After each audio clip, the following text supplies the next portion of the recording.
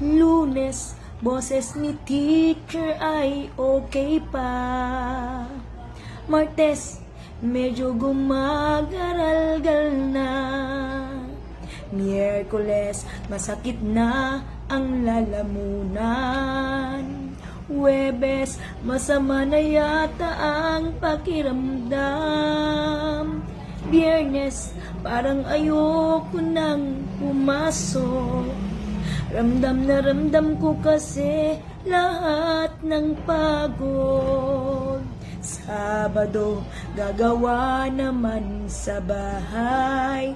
At pagsapit ng linggo, lesson plan naman ang hahawakan.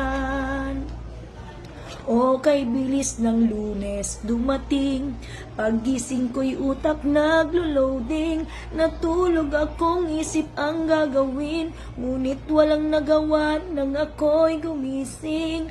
Ang pagtuturo'y di birong gawain, pag-uwi mo'y trabaho pa rin. Sa pagsasaway ang hirap ng gawin, kanilang magulang, intindihin mo rin.